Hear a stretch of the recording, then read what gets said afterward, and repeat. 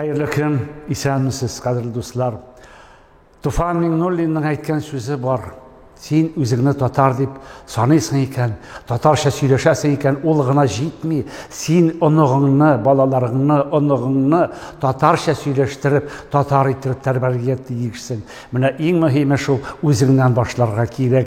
O'zingdan tatarcha söyleşudan, tatarcha qayan motor söyleşib bo'la, aning ahangini anglab, durustligini anglab, qayan bilim olarga bo'la, albatta kitob o'qib, tatarcha qishqirib, kitob o'qib, mana shundagina tatar tilining motor baylığın bile başlıysan, milletinin gırıf-gadetlerin, tarihin, medeniyetin bile başlıysan. Teatrının kileşegin özü bizden Tatar dramaturglarında, Tatar köngüllü dramaturglarında görem.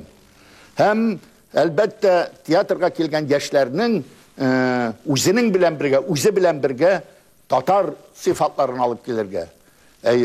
Nerse var ol Tatarda digen eybir bulurga tiyiş tugil. Tatarda bütün eybir bulgan. Bizning boy kulturli, boy tarixli xalq. Biz o'zimizning yo'ldan boriq degan aybir bo'lsa, bizning teatr yashayacak. Teatr umuman bizning tatar millati uchun bek zo'r kuch qo'ydi, bek zo'r hozirda zo'r ulush kiritdi, tarbiyaviy ishda madaniyatimizning tarixin uzg'an yo'llarin o'rganishga yordam etdi. Chunki estrada jingil janr, sirk jingil janr, teatrga kelgach milliy tilda söyleşip, milliy tilning motorligini eshitib,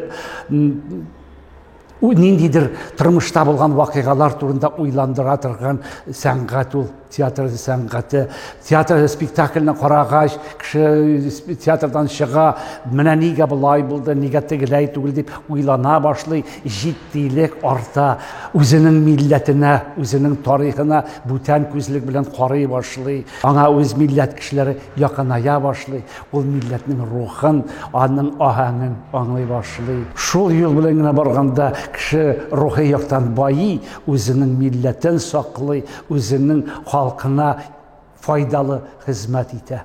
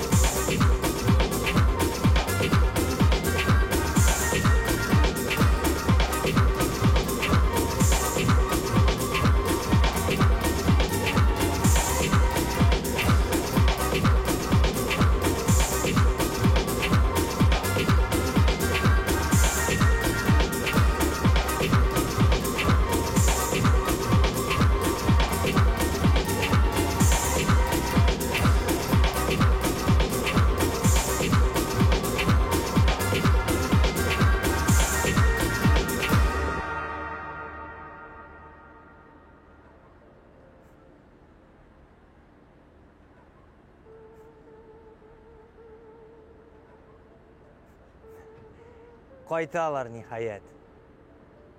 Hayırlı saatdə